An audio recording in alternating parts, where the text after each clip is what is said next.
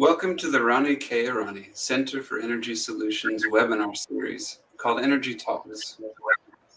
The question we'll be providing perspective on today is, what will the energy industry of the future look like? My name is Jack Zedlitz, and I'm the Director of Professional Development for the Irani Center. We're very grateful for the opportunity to share our thoughts with you this morning on a topic that aligns closely with our mission.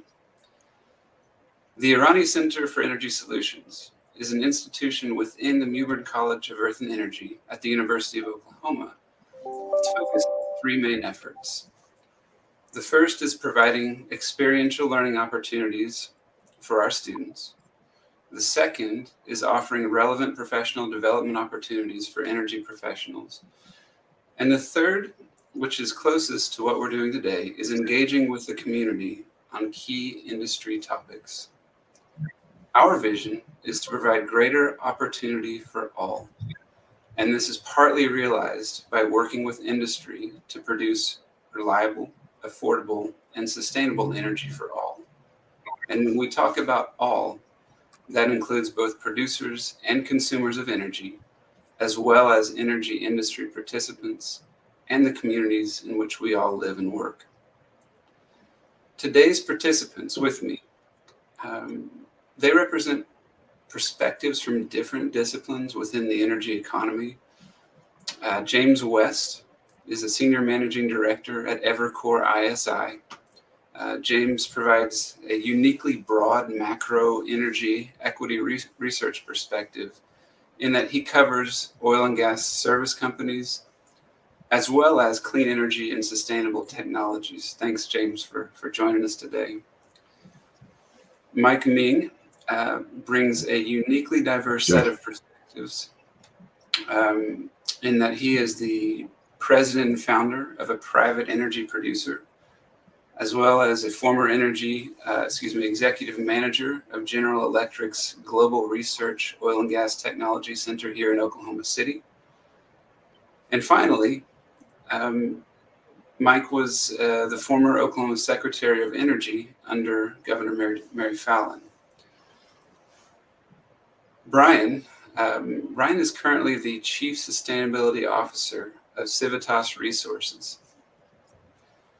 Brian brings a perspective that is informed by almost 2 decades of energy industry-related experience, where he has led sustainability, regulatory, and government relations, as well as community relations efforts for large-cap energy companies and to serve as a corporate advisor. So, gentlemen, as we talk today about the energy industry of the future, there are 2 relevant timeframes that I'd like to explore. The first being the cycle that we are currently in until about 2030, and 2030 serving as a kind of pivot point in time, because so much policy and planning has talked about now until 2030 and 2030 and beyond. And the second time frame I'd like to discuss and consider is 2030 and beyond. So with that, James, I'll ask you the first question, which is that today's energy industry narrative is riddled with references to energy transition and to sustainability. And as a macro researcher with a foot in oil and gas and a foot in sustainability and clean tech, what do those terms mean to you? Sure. Well, thanks, Jack, and thanks to the Irani Institute for having me today. Good to speak to everyone. With respect to the energy transition, the role of oil and gas, the role of renewables, and how this transition will unfold, I think it's important to first consider that the world is always in an energy transition. This is not a new phenomenon, not one that has suddenly come about, but one that's driven primarily by economic interests. That means the interests of renewable companies whose costs have come down to somewhat close to parity with fossil fuels, the emergence of power storage to get rid of reliability and variability issues with renewables, and also the rise of conscious consumers who would like to see more sustainability and more clean energy used by corporations, and corporations adjusting, of course, to that. And so, as we think about this transition over the next the next decade or so, we'll see a major scaling up of renewable resources globally, led by Europe, China, and hopefully the U.S. if we can get our act together here. And we will see some decarbonization efforts of traditional oil and gas. And we were actually speaking a little bit earlier before we went live with this about the decarbonization of oil and gas and creating oil and gas as a baseload fuel. We are big believers in this. We are big believers that the transition will incorporate the energy industry. And quite frankly, as you look at some of the renewable businesses, the more clean tech businesses, these are much smaller companies. They need to scale. And what are the companies that have scaled? Well, it's the global energy companies. They have massive scale. They have project expertise. They have technology expertise, and they can innovate at scale. And so I think both oil and gas, renewables will be working together to drive a more cleaner and a more sustainable future. But that sustainable future will involve carbon mitigation, whether that's carbon capture or other forms, but some mitigation and using fossil fuels as some of the baseload power, at least for the next several decades. Thanks, James. So Mike, as an industry participant, and informed by your perspective, being involved in energy policy for decades, where do you see the energy transition bringing us in the near term? Well, I'll echo everything James said, and I'll also say thanks to you and the University of Oklahoma for having us on a timely topic. So my definition of the energy transition is steps 1 through 10. It's a spectrum. Okay. So we're at step 1.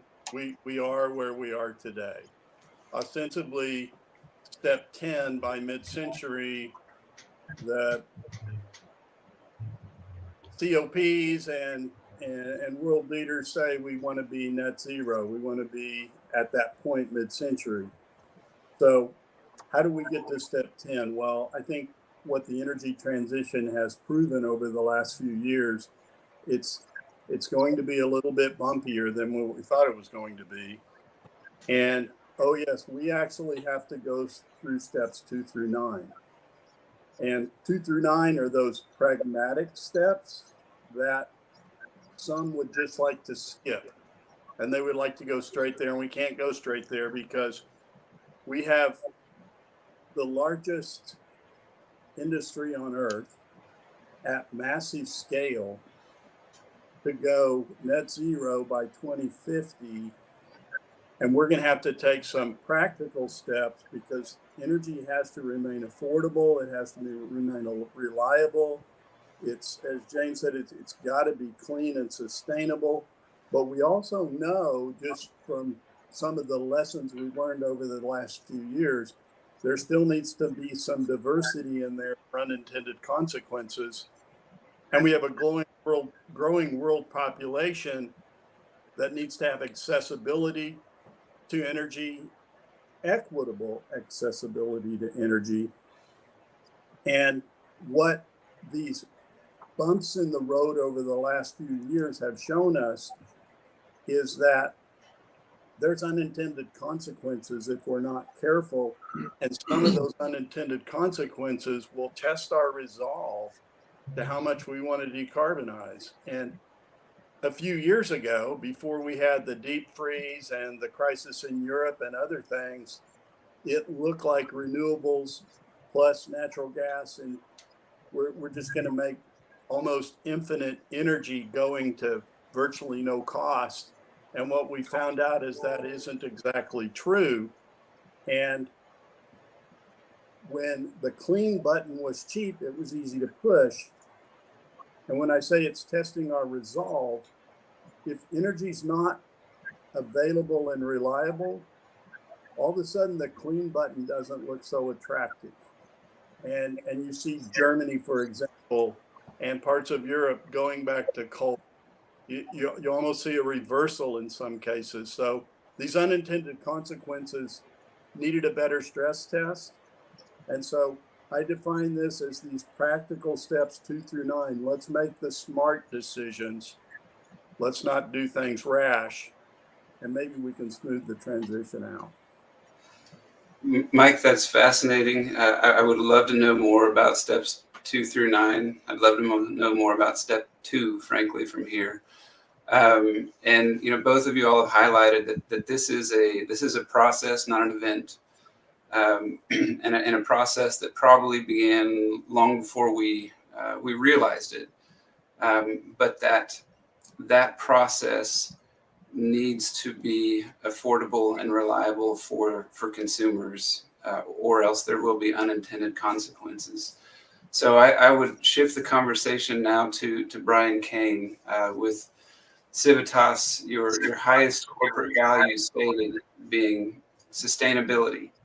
And many oil and gas companies state that as an aspirational value. But Civitas appears to be embedding that into their operations today, not in the future. And so as a public oil and gas company, what does that term energy transition mean to you? What does sustainability mean to you? And how do you produce oil and gas sustainably? Yeah, Jack, thanks to you and the Irani Center for having me. And I really thank James and Mike. I thought their comments were terrific and very informed. For us, and having really over the last 3 years, I think there has been such a policy reckoning, as Mike kind of mentioned, with this growth of renewables.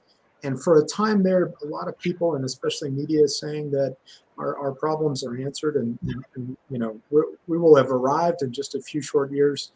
The truth is, from our perspective, there is no energy transition without fossil fuels, and it's something that will happen not over the next decade or probably next 2 decades, but we'll probably be transitioning in some form or another for the rest of my life. I think that certainly for the next 2 decades, oil and particularly natural gas are going to play a very significant part in the energy transition and in continuing to power our lives. And if the big idea, oversimplified, of the energy transition is get everything on the grid and then green the grid, that's a lot of a lot of leverage you're putting on those utility grids, and we're seeing even already the need for reliable baseload and more reliable energy through our utilities. And so I think that the role for natural gas and baseload will become even more important. So from our perspective, how do you make those energy resources as palatable as you possibly can? How can you make those resources really? How can you strive to be really in keeping with the spirit of the energy transition? And I think from our perspective, the answer is to reduce emissions around the production of those resources. Take away those aspects of natural gas, for example, methane leaks, flaring, that have traditionally really created hurdles for natural gas from being the more affordable, very reliable, cleaner burning bridge fuel that it should be. I think that when you think about the U.S. energy industry and you think about the infrastructure that we have in place, and you think about how well these resources work and how reliable they are, our idea is if you can go to really significant lengths to decarbonize or offset the carbon associated with these resources or the production of these resources, which we would consider a scope 1 and 2 basis, then really, what is the knock against them? In plainly spoken, and then you get into questions about scope 3, and not to go too far down the rabbit hole, but our scope 3 is everyone's scope 1, and so if we all kind of think about our own emissions and try to reduce those on a personal or corporate level, then we're all, I think, getting closer to the real goal of reducing carbon in the atmosphere. Thank you, Brian. So, I mean, the next question I'd like to propose to the conversation, it seems that there's a common belief that oil and gas will remain part of the energy portfolio long into the future. Mike, you and James both touched on it, where if we are going to get into a lower carbon energy portfolio, those that have the potential to leverage into that on a large scale basis would be oil and gas companies. So do you see a future where oil and gas companies can achieve sustainability and carbon neutrality without getting into renewable energy businesses? Or do you see the large majors especially needing to assemble a balanced portfolio of oil and gas and renewables to achieve carbon neutrality? James, why don't you take a crack at that? Sure, absolutely. Thanks, Jack. I think that there's a little bit of both. I think that the large major oil companies provide a lot of technical and operational expertise in certain areas. So if we're talking about things like geothermal, which they're comfortable with, if we're discussing carbon capture, which they already do, potentially hydrogen, given their understanding of the molecules that are involved here, do they need to go out and buy a bunch of wind farms and solar power generation? Probably not. That's not their area of expertise. But can they work with those companies? Can they maybe acquire those businesses and acquire some of that expertise to help scale it up? Because they're going to have large resources at their disposal here. I think the age of cheap hydrocarbons is gone for a period of time here. I think natural gas will be at elevated levels. I think oil will be at elevated levels. So cash flows from the major oil companies are going to be extremely high, and they should be putting that capital to work in some other areas of their business. But certainly they don't need to all transition to renewable companies. There's going to be a place for definitely natural gas, and certainly a place for oil and definitely petrochemicals as a result of that. So, a harsh and quick U-turn to renewables, such as what the European majors are attempting to do, I think is an uneconomic value proposition for their shareholders.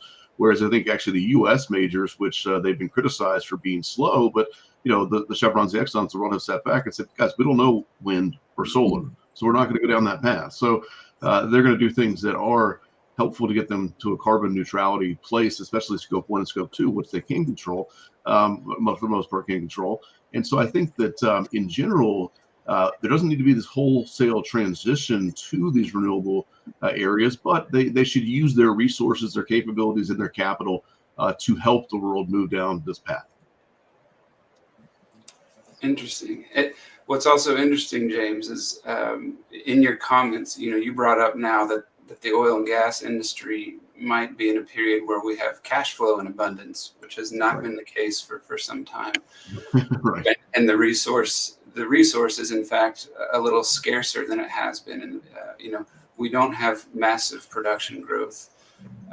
So there has been a pivot in the sense of cash flow is abundant, the resource is scarcer than it used to be, or production growth is scarcer than it used to be.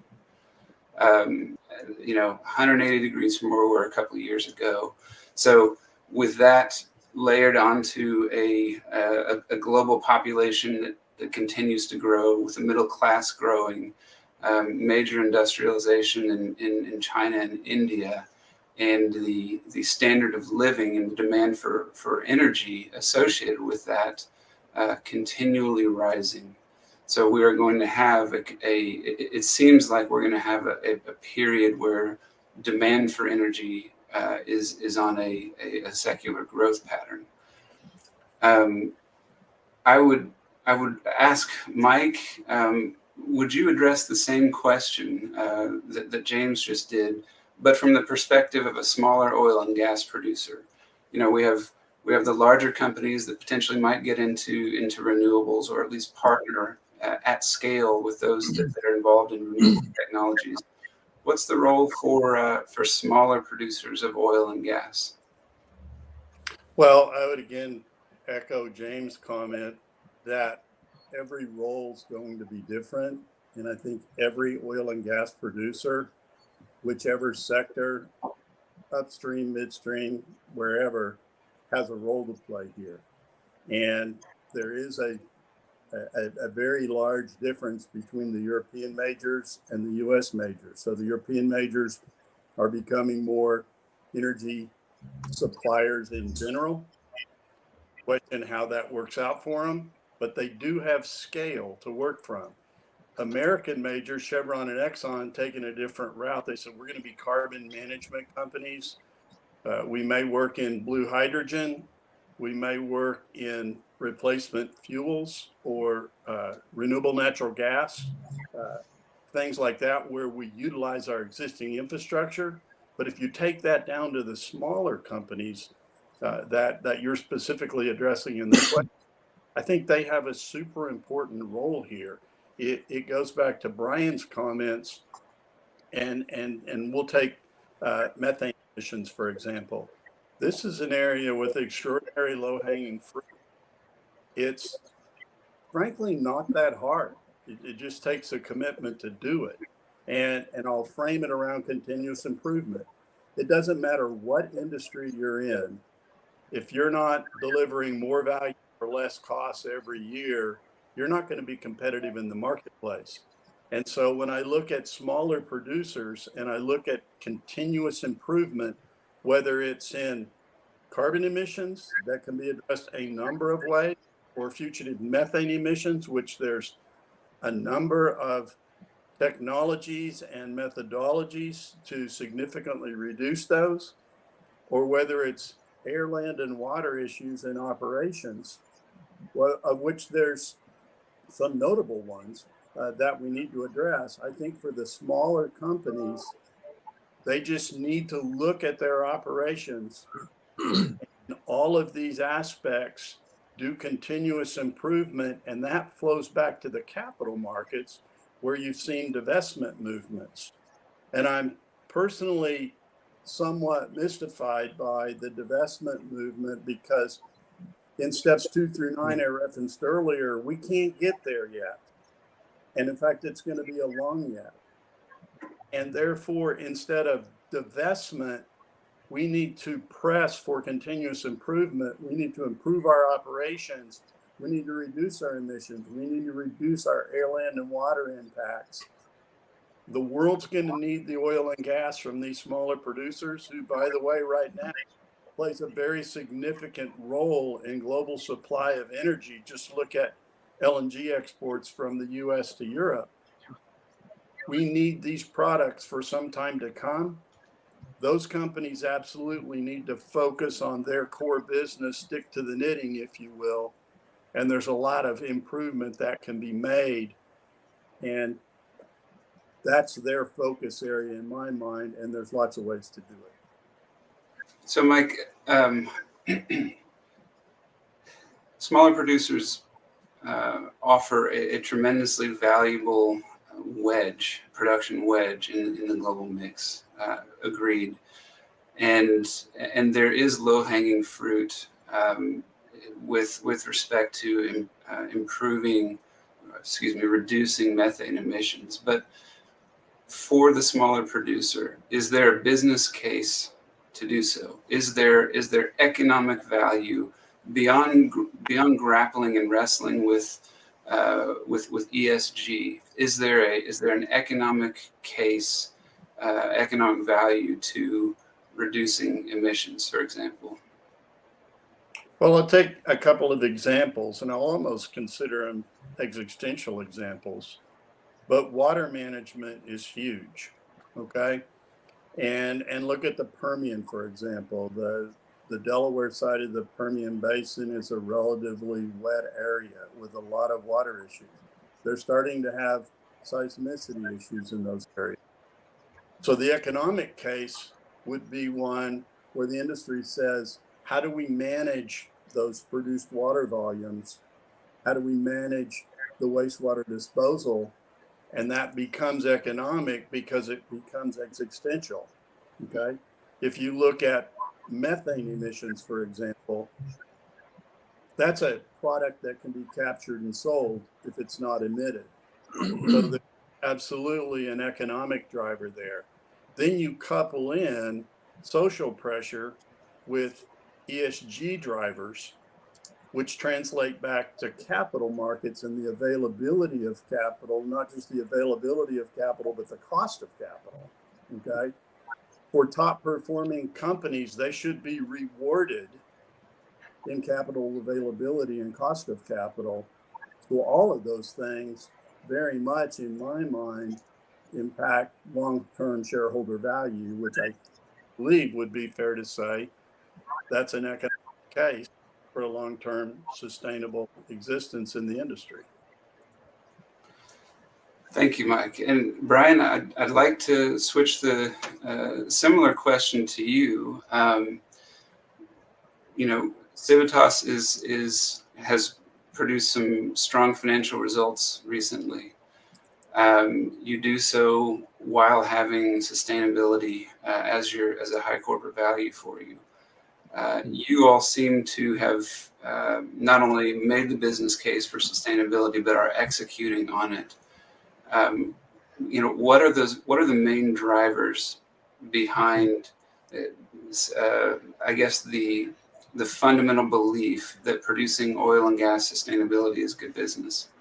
Yeah, thanks, Jack. So I have to say, I just thought Mike hit so many points on the head there.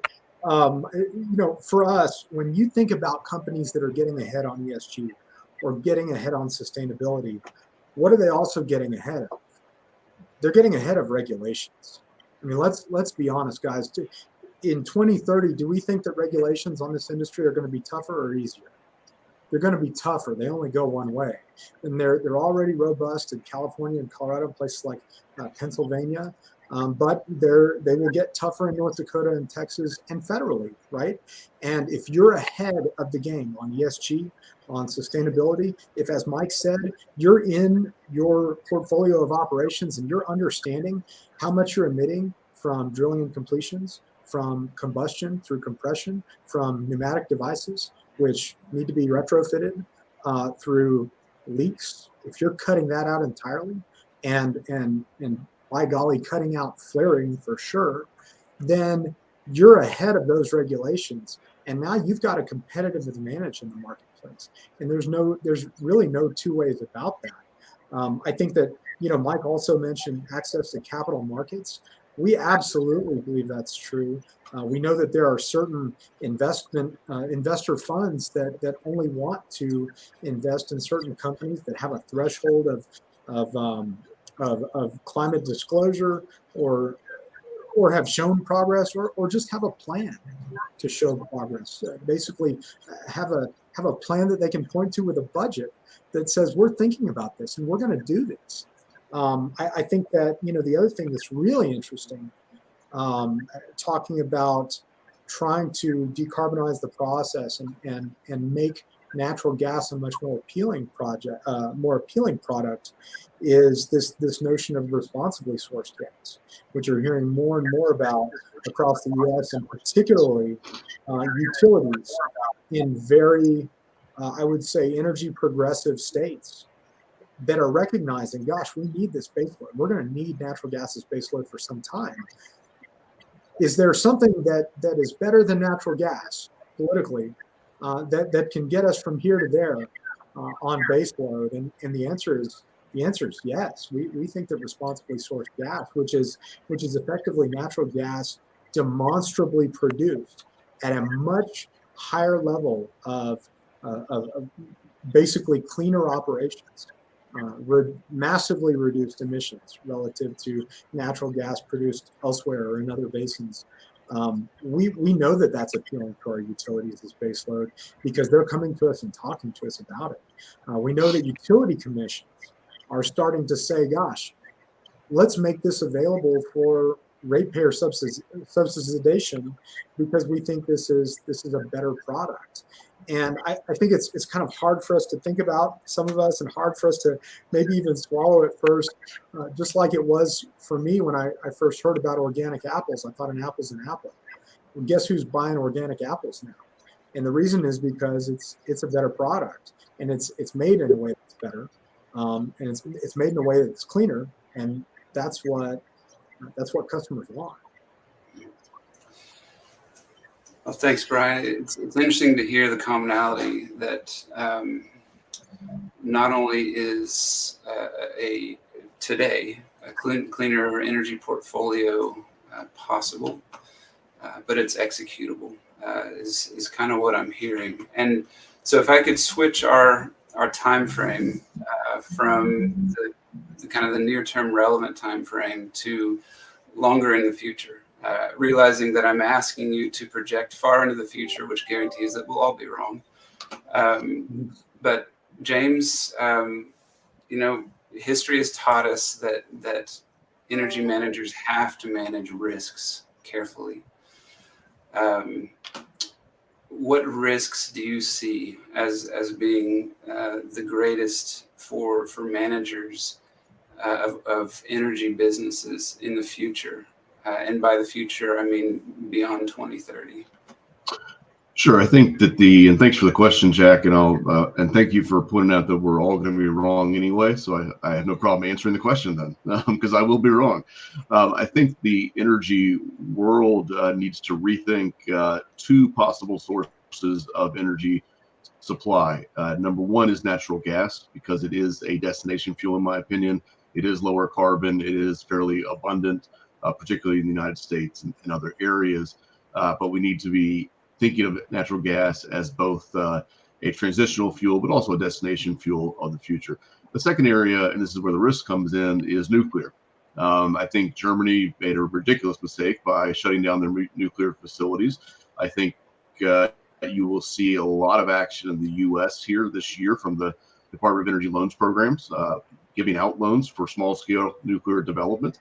The technology on nuclear facilities has changed very dramatically, and it's not what we used to think of as large nuclear plants. And nuclear is clean, and it's actually, despite 50 years of fighting against nuclear by lobbyists and activists, it's actually very, very safe. And so that's where I would worry as a manager of an oil company in particular, is that you may see nuclear come in and take share at some point, and that share will cap out demand probably for oil, but that's probably multiple decades away. So I think those two areas need a relook and a refocusing and a kind of an understanding from all participants, not just energy executives, but consumers of energy, everyone in the world, to understand that these are two sources of relatively clean energy that we need to focus on. We need to use as a consumption mechanism if we want to live the kind of lifestyle that we live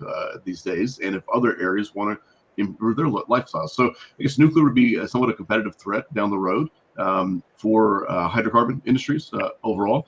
And that's kind of how I think we should think about that 2030, 2050 time period, as we could see a major scaling of nuclear.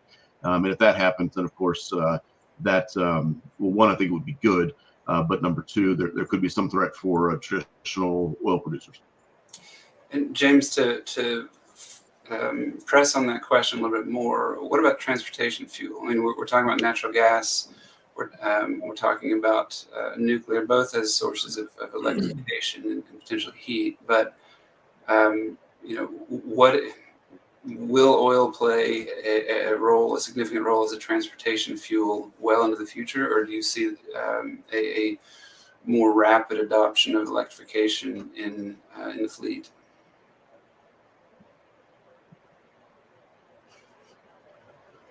So I think that in the transportation sector, oil will definitely play a very large role for many more decades. There's no way around that. Even if every vehicle purchased every decade was an EV, we'd only have, I think, a quarter of the fleet would be EVs at that point of the vehicles worldwide. So you still have 75% of the fleet that is ICE engines. And so this whole idea of reducing ICE engines and this massive electrification of the fleet, I think, is a bit of a longer term trend. Now we need a couple of things to happen. We need supply chains. We need semiconductor chips. We need lithium, nickel, cobalt. We need to scale all of the auto OEMs. And I do think we can electrify passenger vehicles and light haul vehicles. I think we need to think about hydrogen for probably long haul trucking. There could be some form of hydrogen or ammonia for shipping. And then, with airlines, I think we're still looking at kind of renewable fuel sources for jet fuel, at least as a gateway from here to whatever that next fuel source is. I don't know that it's hydrogen. I'm not sure. Well, if it is, I'm going to let you guys take that first flight. I'll take the next one, but it's that one's a little bit concerning to me. But and I don't think we can put enough fuel cells on the plane and actually take passengers too. So I do think transportation, automobiles, trucking, some shipping, we can electrify a lot of, especially the automobiles. But I think, with oil, also you have to remember that oil is in everything. So it's not just transportation. That's actually a relatively small bucket of where oil goes. Oil goes it's in the clothes I'm wearing. It's in the desk that I'm sitting at right now. It's in this hotel room that I have blurred out for everybody, so you don't have to see how messy I am. But it's petrochemicals are in everything and everywhere, and so it's not like the demand for oil is going to rapidly evaporate if we just electrify the vehicle passenger fleet. And James, I think one of our participants basically mirrored that belief, that statement. Over 6,000 petrochemicals being derived from oil and gas. It doesn't appear like it's going anywhere soon. I would pose a question to the group. Right. We've talked about sustainable natural gas, verifiably sustainable natural gas. Can the same qualities be applied to oil? Is there a mechanism by which we can produce oil and have it shown to be demonstrably compliant with sustainable production? And gentlemen, that's a jump ball. Whoever wants it can have it. I would jump in there, and Jack, and I would say, again, in the spirit of steps 2 through 9 and the spirit of continuous improvement. And let's start with transportation. And when we look at risks, number one, electrification is great, but I think the premature rush to electrification carries a lot of risks with it. Number two, I would say taking options off the table right now when the world's going to need more energy, not less, is really risky also. So if you look at one of the big social debates right now in transportation, it's the electric vehicle world against Toyota. And Toyota has said, we're going to produce a diverse suite of options for transportation, including hybrid electric vehicles, plug-in hybrid electric vehicles, and fuel cell vehicles. And oh yes, including all electric vehicles. And the electric world has pushed back on that, saying Toyota's trying to inhibit electric vehicles. And I'm looking at it from a perspective of, wait a minute, they're trying to lower emissions and provide the mobility that the world needs. And so in this case, it really plays to oil, because with both the hybrid electric platform and the plug-in hybrid electric platform, you're actually generating significant leverage on the use of oil. So now 1 unit of oil provides X amount or multiple X amounts of mobility over what it had before. So if you have a 20 mile per gallon car, now go to 50 or 70 or 100 miles per gallon equivalent. Now you've leveraged that barrel of oil that we need to do. And that goes to steps 2 through 9. And at the same time, Toyota says, okay, let's look at hydrogen fuel cell vehicles. Well, as James mentioned, there's a space for these types of platforms. And I heard it once characterized that a vehicle that runs on gasoline is likely to move to an electric vehicle, but a vehicle that runs on diesel more practically will move to a hydrogen platform just because of the energy storage on board. So I think, again, we need more options, not less. We need to leverage our oil better. We need to leverage our natural gas better. We have those tools in our toolbox.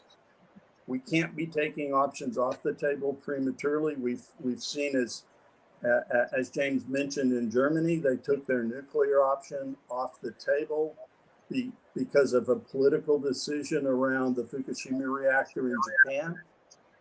And where did it get them? They're going backwards to coal now.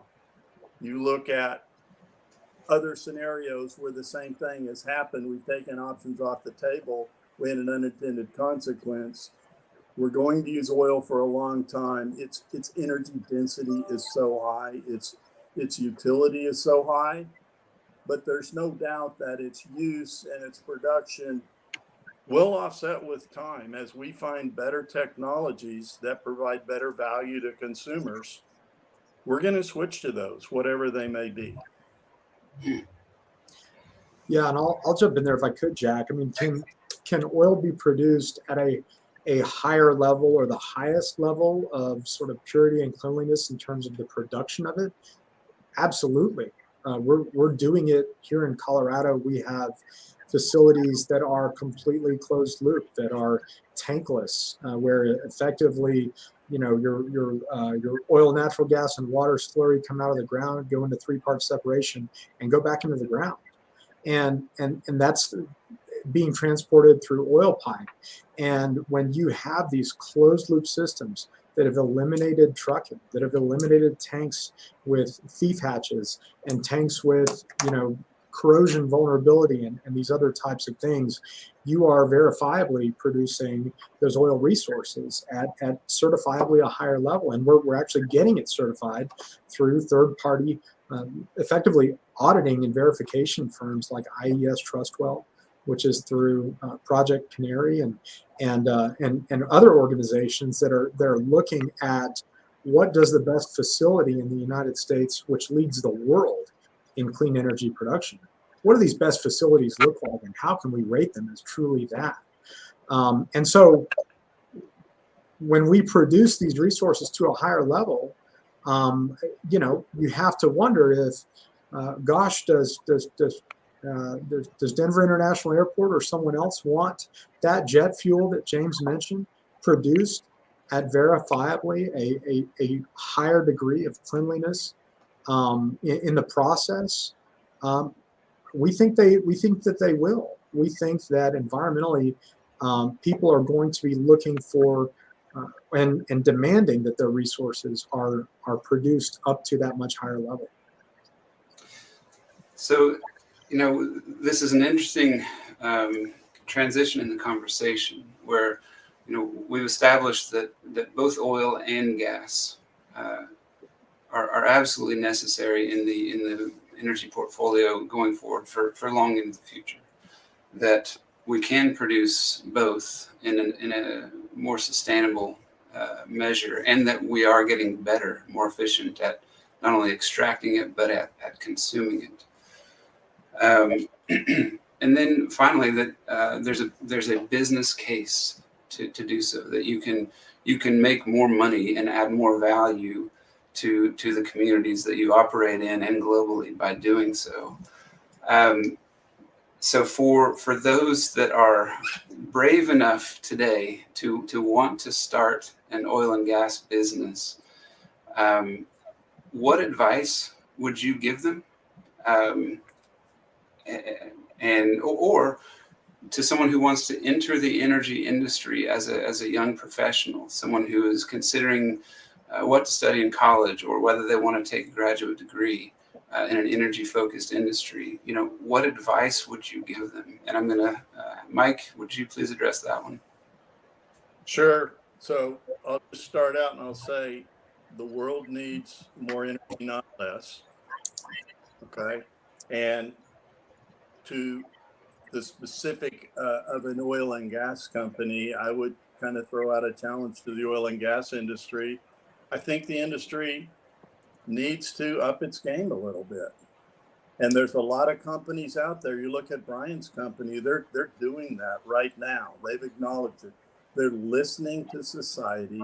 They're listening to what the challenges are, and they're saying, we can do this, and we're going to go do it. And I think those who would, for example, fight or dispute fugitive methane emissions, I think they're going to be on the wrong side of history. I think flaring is something that absolutely needs to stop. We need to address that. But we need to just proactively go out with continuous improvement, up the game. There's a lot of opportunity to produce more with less impact. Listen to what society's saying, provide the energy that the world needs so we can start this steps 2 through 9. And oil and gas will be a big part of that for a long time to come. There's no way that we're going to supply what's needed without it, but we need to do it a lot better. Thanks, Mike. So James, I would ask you, with your view on clean tech, on sustainability, do you see young companies that are entering either the oil and gas or the clean tech space with success, that offer a novel business plan? Give us your insight on that, please.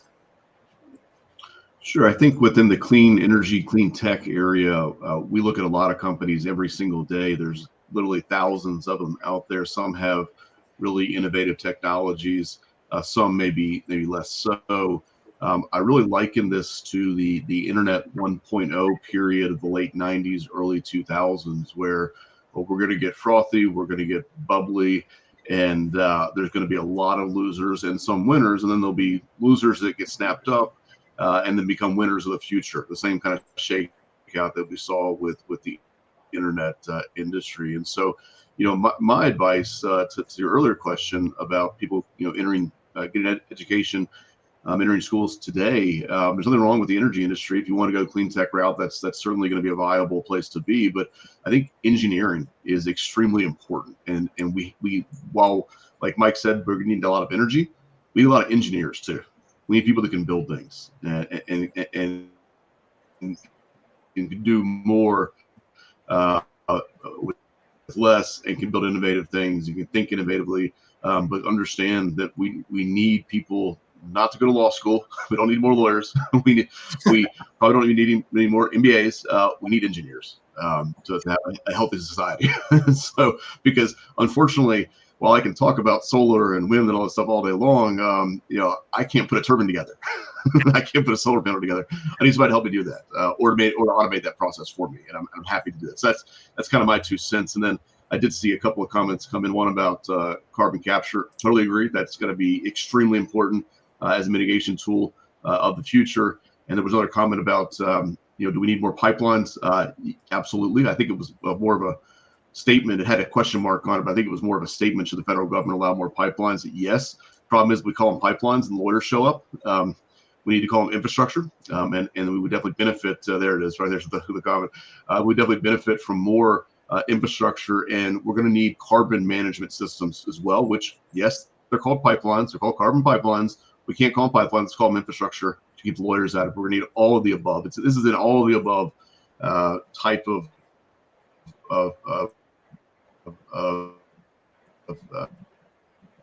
challenge that the world is facing. So, I mean, the exciting I'll part. get off my soapbox. Thanks for listening to my TED Talk. No, thank you.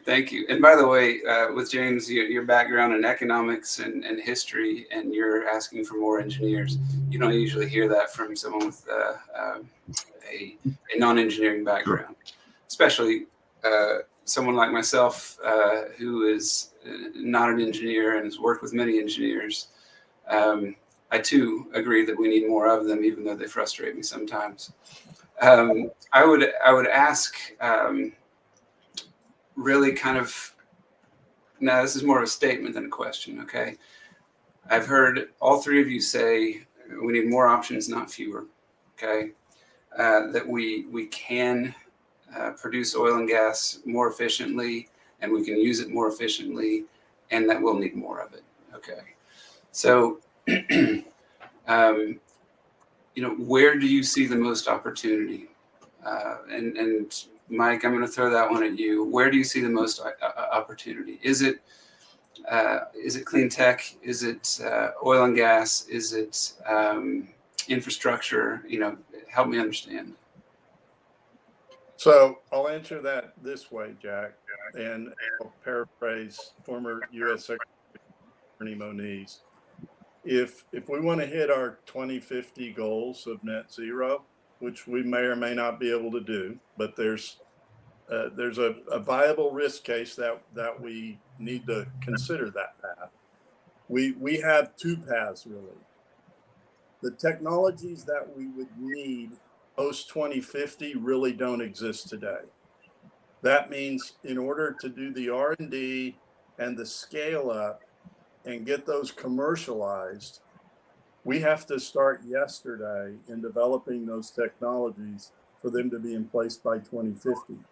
But at the same time, the world has to work between now and 2050. So we have an existing set of tools in the toolbox: energy efficiency, carbon capture and storage, carbon capture utilization and storage, blue hydrogen, green hydrogen, pink hydrogen, turquoise hydrogen, system optimization across the board. So as Secretary Moniz said, we have to run the table with the tools that we have in hand for the next 30 years, while simultaneously developing the next set of tools. If those next set of tools are clean tech, let's go give it a try while we make the existing set. There's unlimited opportunity. The world needs both right now. And to get the impact at scale, well, and I'll use this kind of my closing comment, and you probably heard me say this before, Jack. Impact at scale will come from a three-legged stool. It's not just technology, it's policy and markets.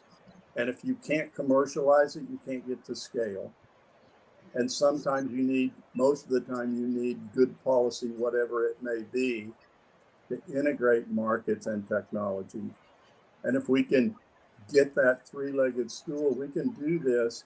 And I think any aspiring energy professional can take either one of those paths and have a fascinating career and make a difference.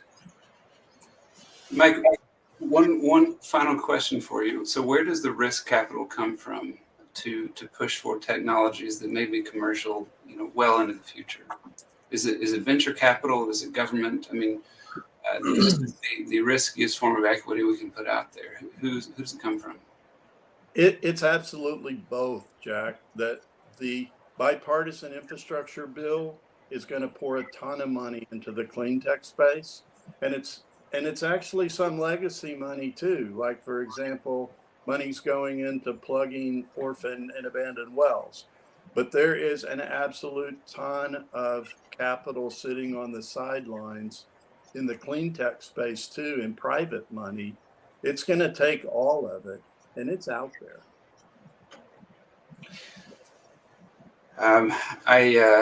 I come away from this conversation more excited about the energy future, and frankly more excited about the role that oil and gas has to play in it. And Brian, one last question for you. With your company executing today in a sustainable oil and gas fashion, do you see opportunity to do so at scale outside of your existing area of operations? Do you believe that your business model could be extrapolated outside of Colorado, outside of the United States? Oh, I look, absolutely. I think that demand for cleaner resources that work reliably and are extremely abundant in some areas, I think that will be a global demand if it's not already. I think that will only grow as a global demand. I think more and more international partners of oil and natural gas companies, and I've worked internationally with some of these oil and gas companies. I think that our international partners will insist on that. and that frankly they should. And I think that, you know, when we have these conversations and we talk about oil and natural gas big picture and how it should be done over the next however many decades, I think that, you know, we feel strongly that every oil and natural gas company should commit to carbon neutrality as soon as they feel comfortable doing that, or as soon as they can. And the reason is because it fundamentally changes the economics of their decision making internally. Whereas you might say in the past, well, gosh, you know, we could take this oil to market and flare this natural gas. When you've committed to a net zero or carbon neutrality pledge, then and you're offsetting residual emissions with certified offsets through verified projects from the 4 largest registries, then the economics of that decision have changed, because you've got to pay the piper for those emissions at the end of every year. And it makes it harder to put off that pneumatic retrofit. And so, you know, for Mike mentioned, you know, some of the folks in the industry we all still hear from who say, gosh, why are you doing all this stuff?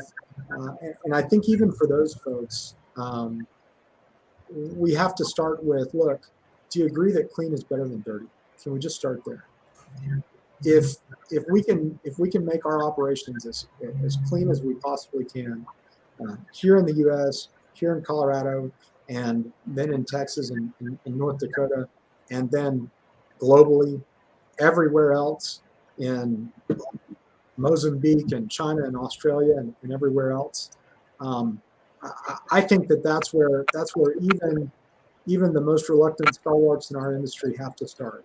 That clean is better than dirty, and if we can all commit to that, then we can all go from there. I think that's a perfect segue to my last point. And gentlemen, thank you so very much for offering your time and your perspectives.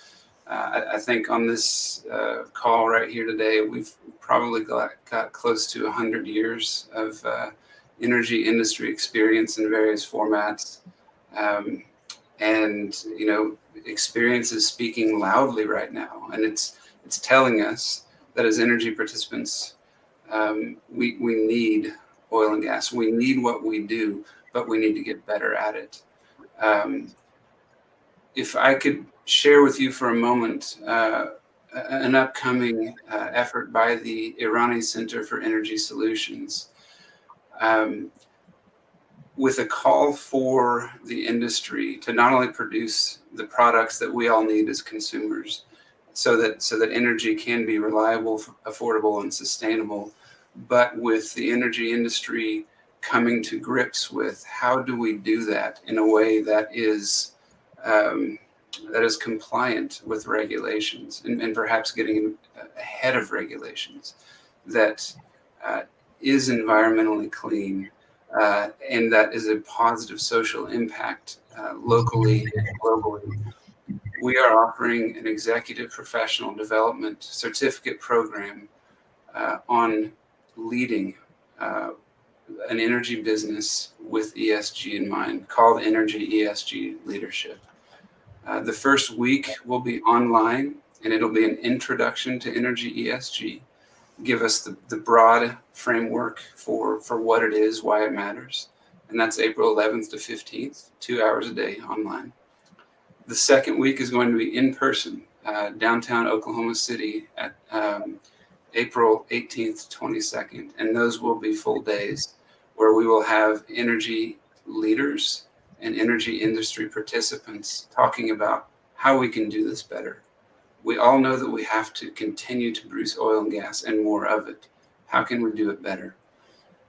We would love to have your interest. We would love to have your participation.